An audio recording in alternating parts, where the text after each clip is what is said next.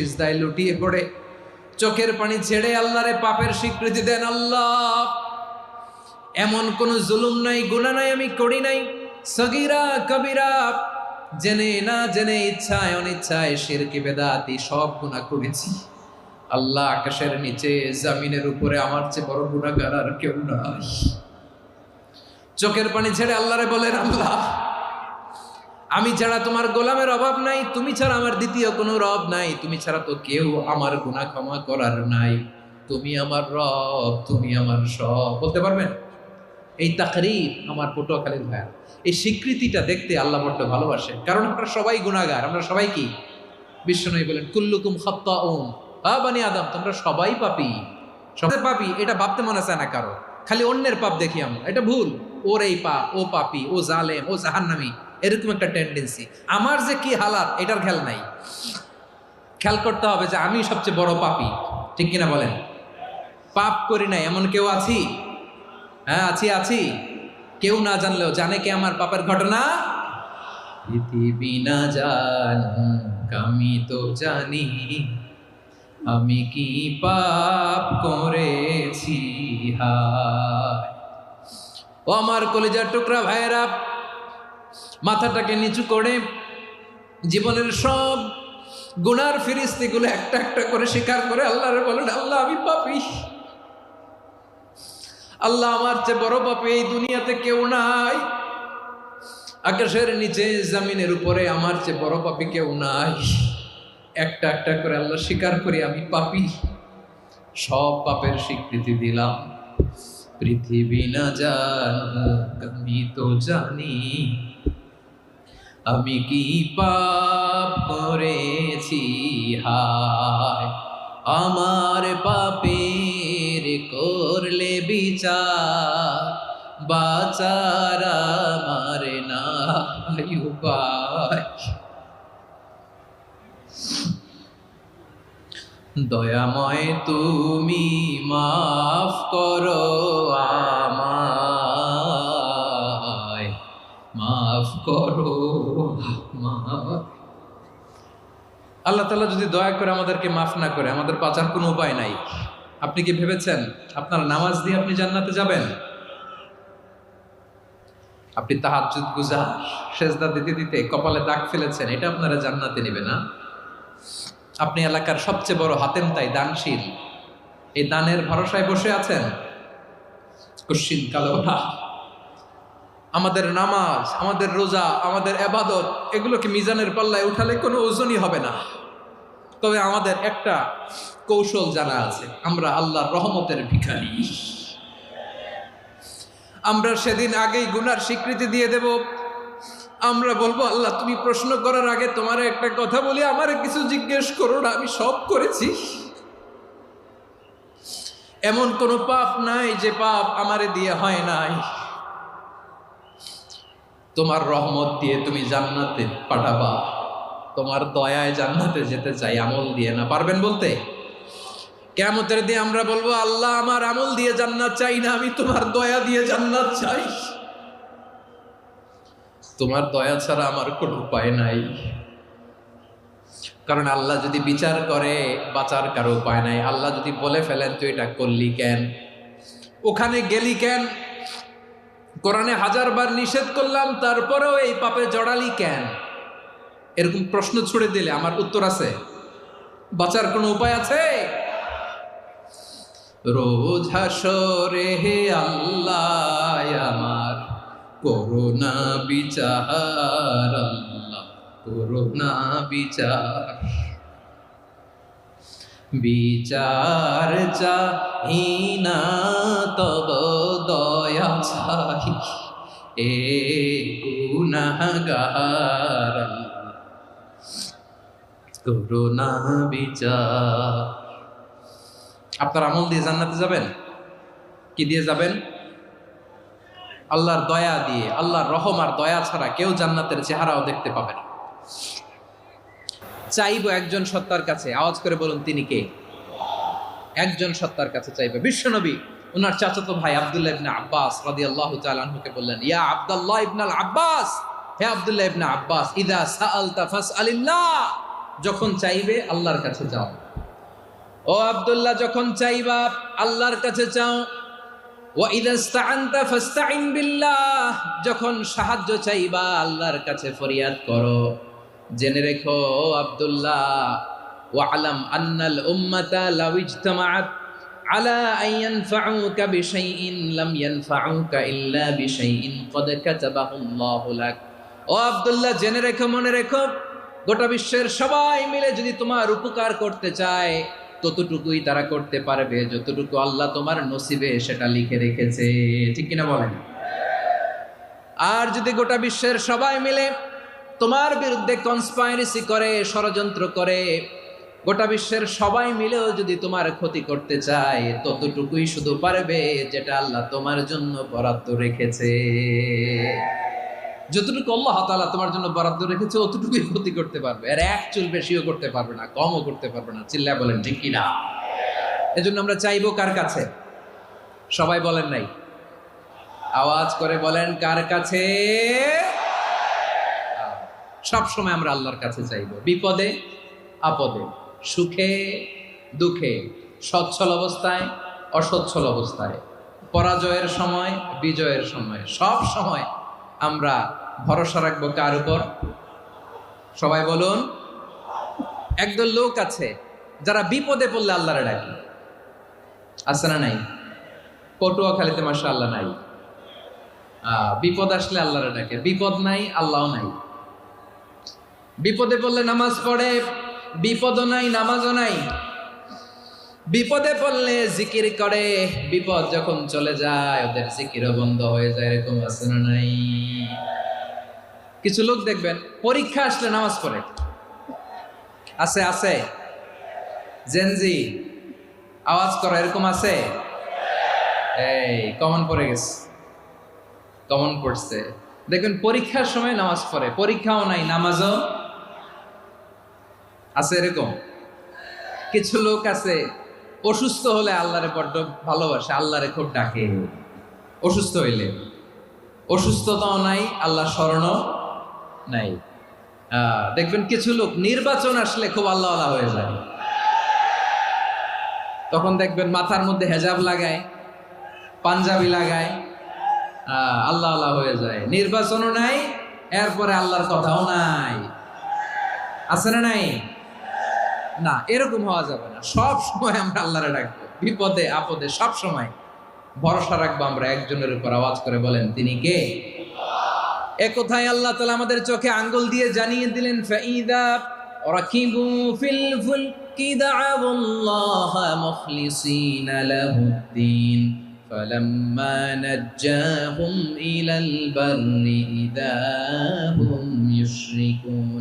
আল্লাহ বলে একদল লোক আছে, তারা যখন নৌযানে চড়ে, জলযানে চড়ে, সাগরের মধ্যে যখন জাহাজে চড়ে, লঞ্চে চড়ে, তারা যখন তুফানের সম্মুখীন হয় তখন তারা আল্লাহরে বড্ড বেশি ডাকে, একান্তভাবে ডাকে, বিশুদ্ধ চিত্তে ডাকে। আবার তুফান থেকে তাদেরকে সেফ জোনে নিয়ে, নিরাপদ জোনে নিয়ে যখন বন্দরে আমি আল্লাহ তাদেরকে ভিড়িয়ে দেই, ওই লোকগুলো আবার আমি আল্লাহর সাথে শিরিক করে। এরকম আছে না নাই? জাহাজে উঠছে, সাগরের মাঝখানে তুফান, ওই সময় দেখবেন আল্লাহ কারে কয়। এই কথা তো আপনাদেরকে বোঝানো সহজ, আপনারা তো নদীর দেশের মানুষ। লঞ্চে চড়েন নাই কারা কারা দেখি? লঞ্চে চড়ছেন? হ্যাঁ, লঞ্চে চড়ে নাই এরকম একজনও নাই এখানে। আচ্ছা, লঞ্চে উঠছেন কে কে দেখি? মাশাআল্লাহ মাশাআল্লাহ মাশাআল্লাহ। ঠিক আছে, আপনাদের বোঝানো সহজ। আচ্ছা, লঞ্চে উঠে তুফানের সম্মুখীন হয়েছেন, জলোচ্ছ্বাস, সবাই মাশাআল্লাহ।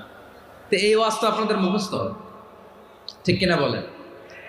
আমার বলার দরকার নাই, বলেন। মাঝ নদী, তুফান, জলোচ্ছ্বাস, জলের মধ্যে উচ্ছ্বাস, ঢেউ, টর্নেডো, সাইক্লোন, মেঘের ঘনঘটা, পরিবেশ ঘুটঘুটে অন্ধকার, লঞ্চ একবার এদিকে আরেকবার ওইদিকে, ভিতরে কি অবস্থা হয় বলেন তো? হ্যাঁ, তখন মুসলিমও আল্লাহর ডাকে, হিন্দু আল্লাহর ডাকে, ঠিক কিনা বলেন? আস্তিক আল্লাহরে ডাকে, নাস্তিক আল্লাহরে ডাকে, ঠিক কি না? লঞ্চের ভেতর, স্টিমারের ভেতর কান্নারে রোল পড়ে যায়, চিৎকারের রোল পড়ে যায়, সবার মুখ দিয়ে শুধু একটা আওয়াজ, লা ইলাহা লা ইলাহা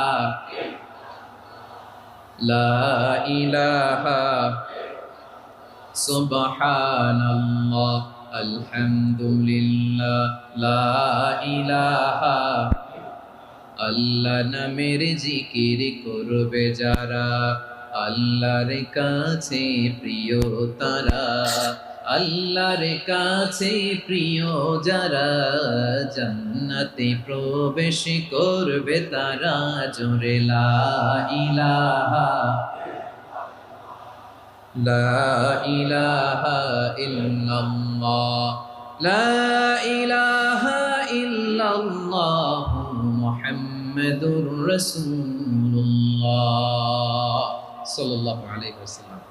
আমার প্রিয় পটুয়াখালীবাসী, তাহলে লঞ্চের ভেতরে যখন আমরা তুফানের মধ্যে পড়ি, তখন সবাই মিলে আমরা একটা নামের জিকির করি। নামটা কার? আল্লাহ। মুসলমানেরাও ডাকে, হিন্দুরাও ডাকে, আস্তিকও ডাকে, নাস্তিকও ডাকে, সবাই ডাকে একজনকে, তিনি কে? আবার দেখবেন ওই আল্লাহ তুফানের পরে, ঝড়ের পরে ওই লঞ্চটাকে যখন সদর ঘাটে ফিরিয়ে দেয়, আবার আমরা নাফরমানি শুরু করে দেই। সে কোথায়? আল্লাহ বললেন, ফাইদা রাকিবু ফিল ফুলকি দা'আউল্লাহা মুখলিসিনা লাহুদ্দিন ফালাম্মা নাজ্জাহুম ইলাল বাররি ইযা হুম ইউশরিকুন। সাগরে যখন তুফানে পড়ে আমি আল্লাহর ডাকে, আবার আমি আল্লাহ যখন বাঁচিয়ে দেই, আবার আমি আল্লাহর সাথে শিরিক শুরু করে। আমরা কি এরকম হতে চাই নাকি? এরকম করবেন? হ্যাঁ না, আমরা তুফানে পড়লেও আল্লাহরে ডাকি, আবার বাঁচায় দেওয়ার পরেও ডাকি কারে? আল্লাহকেই ডাকি। বিমানের মধ্যে মাঝে মাঝে দেখবেন যে এয়ার টার্বুলেন্স হয়, জানেন? এয়ার টার্বুলেন্স জানেন তো? মাঝে মাঝে বিমানটা বাউন্সিং করে, বাম্পি, ভেরি বাম্পি ওয়েদার। শোনেন নাই? 40,000 ফিট উপরে যখন থাকে, তখন পাইলট মাঝে মাঝে বলে, dear passengers, ladies and gentleman, right now we are flying 40,000 feet above the ground and we are passing very air turbulence, very heavy air turbulence right now. Please fasten your seat belt. দেখবেন মাঝে মাঝে বলে যে, ভদ্র মহিলা, ভদ্র মহোদয়গণ, আমরা 40,000 ফিট উপর দিয়ে যাচ্ছি আর এয়ার টার্বুলেন্স ফেস করছি, মেহেরবানি করে আল্লাহর হস্তে সিট বেল্ট বাঁধুন। তখন বিমানটা এরকম বাউন্সিং করে, শেকিং করে। আপনারা মুখোমুখি হয়েছেন? ইদানিং এই এয়ার টার্বুলেন্স বেড়ে গিয়েছে। গত বছর আমার ইন্টারন্যাশনাল অনেকগুলো ফ্লাইট ছিল, তো আমি দেখলাম যে আগের ফ্লাইটগুলোর তুলনায় এখন এয়ার টার্বুলেন্স খুব বেশি। আমি একটু রিসার্চ করে দেখলাম, ক্লাইমেট চেঞ্জের কারণে, জলবায়ু পরিবর্তনের কারণে আকাশের বাতাসের মুভমেন্টে পরিবর্তন হয়েছে, ফলে এখন বিমান শেকিং করে বেশি, বাউন্সিং, বাম্পি ওয়েদার। তো বলেন তো, 40,000 ফিট উপরে যখন আপনি, কয় হাজার ফিট? সবাই বলুন, কয় হাজার ফিট? 40,000 ফিট উপরে যখন আপনি, তখন যখন বিমানটা এরকম বাউন্সিং করে, সবাই যখন ভমিটিং করে বিমান নষ্ট করে দেয়, বমি করে, তখন বাঁচানোর কে আছে আল্লাহ ছাড়া? কেউ আছে? ওই মুহূর্তেও সবাই মিলে একজনের ডাকে আওয়াজ করে বলেন, তিনি কে? মাঝে মাঝে কিছু সোশ্যাল মিডিয়ায় কিছু ভিডিও পাওয়া যায় যে হেভি যখন এয়ার টার্বুলেন্স হয়, 10 সেকেন্ড 15 সেকেন্ডের কিছু ভিডিও পাওয়া যায়, বিমানটা এরকম বাউন্সিং করছে, বাম্পি ওয়েদার, কাঁপছে, মানুষগুলো বমি করছে, অক্সিজেন মাস্কগুলো সব ঝুলে পড়েছে, বিমানটা শুধু কাঁপছে। তখন দেখবেন বিমানের ভেতরেও এরকম লঞ্চের মতো চিৎকার আছে না নাই? বিমানের ভেতরেও তখন চিৎকার। গত বছর হিথ্রো এয়ারপোর্ট থেকে সিঙ্গাপুর এয়ারলাইন্সের একটা ফ্লাইট, হিথ্রো টু চাঙ্গি, একটা ফ্লাইটে এমন বেশি এয়ার টার্বুলেন্সের শিকার হয়েছিল ওই এয়ারক্রাফটটা, 33 জন যাত্রী সেখানে আহত হয়েছে, একজন যাত্রী নিহত হয়েছে। কেবিন ক্রুজ, এয়ার হোস্টেস যারা আছে, একজনের নাক ফেটে, চোখ ফেটে, কপাল ফেটে, ব্লিডিং হয়ে শয়লা। প্রিয় ভাইয়েরা, 40,000 ফিট উপরে বিমানটা যখন কাঁপবে, তখন আমাদেরকে আল্লাহ ছাড়া আর কেউ বাঁচানোর আছে? এত আস্তে বললে হবে? ওই কঠিন মুহূর্তে আমার বাবা আমারে বাঁচাতে পারে, আমার বন্ধু আমারে বাঁচাতে পারে? এই গ্রাউন্ডে, জমিনের বুকে আমার প্রোটোকল, আমার ক্ষমতা, আমার দাম্ভিকতা কোনো কিছু আমারে বাঁচাতে পারে? একজন ছাড়া, চিল্লায় বলতে হবে তিনি কে? সে আল্লাহ বললেন, গোলাম আমি বিপদের সময় ঠিকই তোমাদের বাঁচিয়ে দেই। ওই বিমানের ভেতরে 40,000 ফিট উপরে যখন তোমরা এয়ার টার্বুলেন্সের শিকার হও, তখন নাস্তিকও আল্লাহরে ডাকে, হিন্দু আল্লাহরে ডাকে। জোরে বলেন ঠিক কিনা? আবার বিমানটা যখন শান্ত হয়ে যায়, একটু পরেই বিমানের স্ক্রিনের মধ্যে হিন্দি সিনেমা খোঁজে। বিমানের স্ক্রিনে কিন্তু বিশাল ওখানে আফলাম ফিল্মের একেবারে বোঝাই করা। বিমানটা শান্ত হলে আবার হিন্দি সিনেমা দেখা শুরু করে। একটু আগে ডাকছিল কারে? কারে? দেখবেন বাংলাদেশে আমাদের ক্রিকেটাররা যখন অন্য কোনো দেশের সাথে খেলে, অনেক সময় এমন হয় বল বাকি একটা, রান দরকার 6টা। বল বাকি কয়টা? পটুয়াখালী বুঝে নাই বোধহয়। বল বাকি কয়টা? রান দরকার। আপনি দেখবেন ক্যামেরাম্যান তখন গ্যালারিতে খালি দেখায় দর্শকদের যে কি অস্থিরতা। হিপ হপ স্টাইলের মেয়েটা, যে মেয়েটার ওড়না এতক্ষণ ছিল গলায়, এতক্ষণ কই ছিল, ওই মেয়েটা দেখবেন ওড়নাটা টেনে মাথায় দিয়ে এরকম মুনাজাত ধরতেছে, আল্লাহ আল্লাহ, একটা ছক্কা, আল্লাহ আল্লাহ, আমার লাল সবুজের পতাকারে তুমি অপমানিত কইরো না আল্লাহ, ইন্ডিয়ার সাথে আমাদের খেলা, আল্লাহ আল্লাহ, একটা ছক্কা, একটা একটা। পুরো পুরো খেলা জুড়ে এই মেয়ের ওড়না ছিল গলায়, কিন্তু যখন 1 বলে 6 রান দরকার, ওড়না চলে আসছে কোথায়? মাথায়। আবার মুনাজাত আছে না নাই? ঠিকই বাংলাদেশের দামাল ছেলে এমন এক শট মারলো, বল চলে গেল স্টেডিয়ামের বাইরে, ছক্কা, জিতে গেলাম আমরা। পুরো স্টেডিয়াম জুড়ে চিৎকার, হই হুল্লোড়, মৌজ মাস্তি। যেই মেয়েটা মাথার মধ্যে ওড়না দিয়ে এতক্ষণ সুবহানাল্লাহ সুবহানাল্লাহ বলে আল্লাহর কাছে দোয়া করেছে, ওই মেয়ে এখন আবার ওড়না ফেলে দিয়ে নাচা শুরু করে দিয়েছে। তাহলে আল্লাহর ভয়, আল্লাহর প্রতি আস্থা, বিশ্বাস, ভালোবাসা, এটা কি ক্ষণিকের জন্য? মানে আমার যখন লাগবে তখন আল্লাহরা ইউজ করবো নাকি? হ্যাঁ, বিপদে আপদে, সুখের সময় দুঃখের সময়, সচ্ছল অসচ্ছল অবস্থায় বিশ্বাসীরা ভরসা রাখে একজনের উপর। চিৎকার করে বলো, পটুয়াখালী তিনি কে? সে আল্লাহ বললেন, গোলাম মনে করো না জাহাজ থেকে সদরঘাটে ভিড়িয়ে দিলাম তুমি নিরাপদ হয়ে গেছো। মনে করো না 40,000 ফিট থেকে সেফ ল্যান্ডিং এর পরে এয়ারপোর্টে নেমে গেলেই তুমি নিরাপদ হয়ে গেছো। ও মিয়া, বিপদ কি শুধু সাগরে আর আকাশে?